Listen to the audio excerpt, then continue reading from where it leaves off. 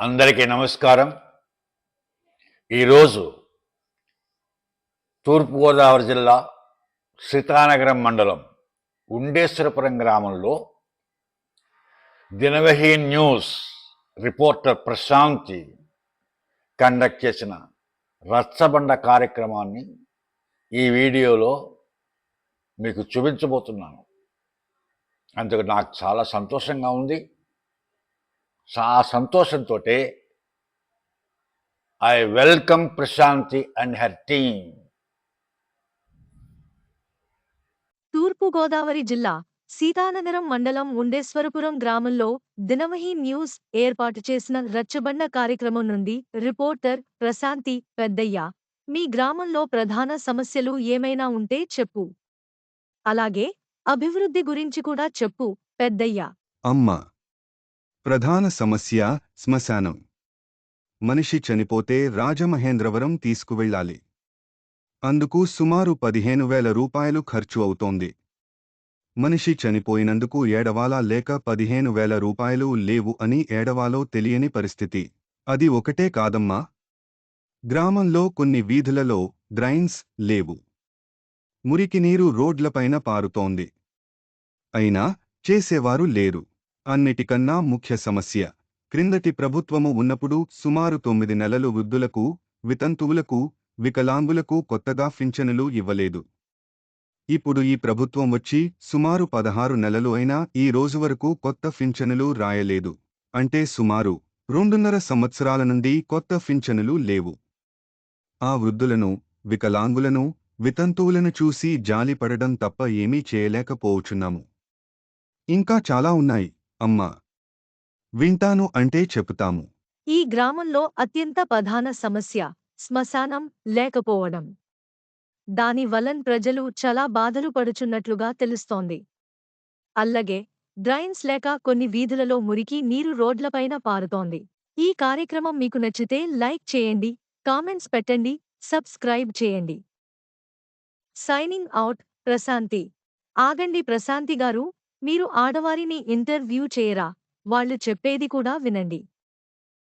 మాకు టైలరింగ్లో శిక్షణ ఇస్తాము అని అన్నారు. కాని ఇవ్వలేదు. ఆ మాట చెప్పి 6 నెలలు పైన అయ్యింది. ఇంకొక ముఖ్యమైన విషయం, వితంతువులకు గత 2.5 సంవత్సరాల నుండి పింఛన్లు కొత్తవి రాయలేదు.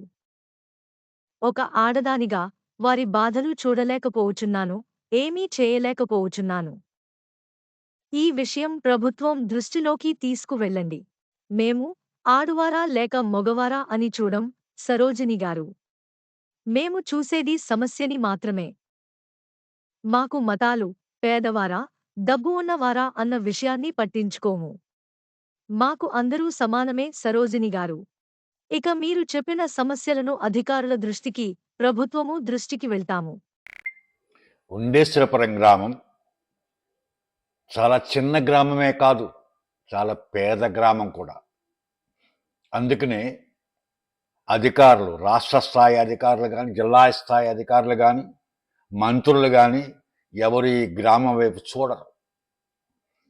నాకున్న ఈ 76 సంవత్సరాల్లో ఏ మంత్రి కానీ, ఏ రాష్ట్ర స్థాయి అధికారి కానీ మా గ్రామం వచ్చి అభివృద్ధి కార్యక్రమాలు ప్రారంభోత్సవం చేశాం, లేకపోతే శంకుస్థాపన చేశాం అన్న మాట ఎప్పుడూ వినలేదు.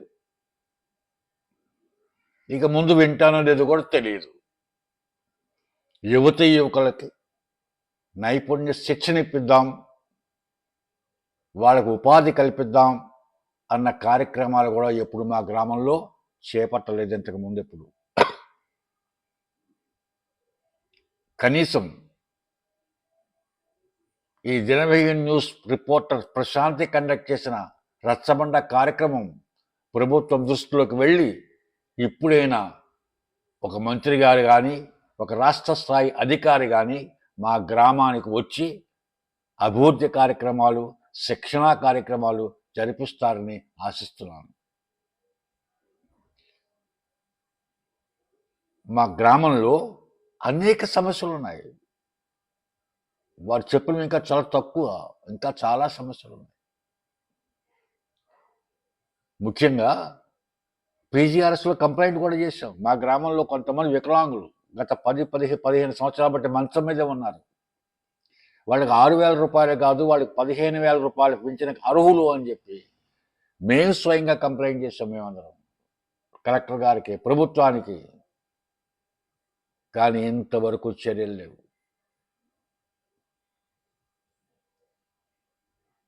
అదే కాదు, మా గ్రామంలో కాదు, ప్రతి గ్రామంలో కూడా ఉన్నారు.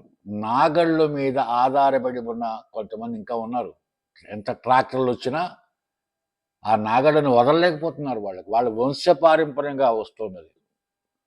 అవి తప్పితే వాళ్ళు రెండో పని చేయలేరు. దానికి ఒక బానిస, ఆ వృత్తికి బానిస అయిపోయారు వాళ్ళు.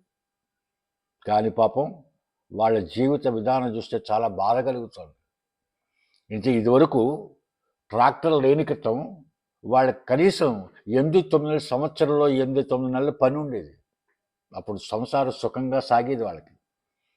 ఆ ఎడ్లను కూడా బ్రహ్మాండంగా మేపుకునేవారు, హాయిగా జీవించేవారు. కానీ ట్రాక్టర్లు వచ్చిన తర్వాత వారి యొక్క జీవన విధానమే మారిపోయింది. ఇటు ఎడ్లు అమ్ముకోలేరు, కూలి పనికి వెళ్ళలేరు, మామూలు కూలి పనికి. వాళ్ళకి నాగళ్ళు పట్టుకునే తిరుగుతారు. కానీ ఇప్పుడు పని ఎంతకాలం ఉంటుంది? సంవత్సరానికి 3 నెలల లోపే ఉంటుంది. ఆ 3 నెలల లోపు ఉండే ఆదాయంతో ఆ ఎడ్లనే మేపుకుంటారా, సంసారాలని గడుపుకుంటారా? భగవంతుడికి తెలియాలి. ఇటువంటి సమస్యలు చాలా ఉన్నాయి. ఈ సమస్యల్ని చెప్పుకోవడానికి ఎప్పుడైనా ఎవరైనా మంచి వస్తారా? ఎవరైనా ఉన్నతాధికారి వస్తాడా? లేకపోతే కలెక్టర్ వస్తారా? మా ఊరిని ఎదురు చూస్తాం, కానీ ఎప్పుడు మా ఊరు ఎవరు రారు. ఎందుకంటే మా ఊళ్ళో పేదవారే కానీ ధనవంతులు ఎవరూ లేరు, భూస్వాములు లేరు. అందుకని మా ఊరి మీద చిన్న చూపు. ఇప్పటికైనా అసమానతలు తీసేసి ప్రజాస్వామ్యంలో మాకు కూడా హక్కు ఉంది. ఎంత పేద ఊరైనప్పటికీ ఈ దేశంలో అందరికీ ఎంత హక్కు ఉందో మాకు కూడా అంతే హక్కు ఉంది దేశం మీద, ఈ రాష్ట్రం మీద. అంచేత ఇప్పుడైనా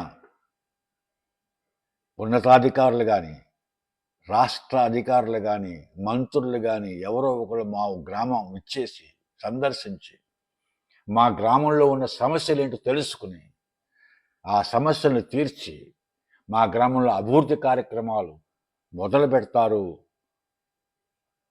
మమ్మల్ని కూడా సమానంగా చూస్తారు అని కోరుకుంటున్నాను, అని అందరినీ ప్రార్థిస్తున్నాను. ముఖ్యంగా గౌరవ ముఖ్యమంత్రి చంద్రబాబు నాయుడు గారిని, గౌరవ ఉప ముఖ్యమంత్రి పవన్ కళ్యాణ్ గారిని, అలాగే గౌరవ మంత్రివర్యులు విద్యాశాఖ మంత్రి లోకేష్ గారిని కోరుకుంటున్నాను.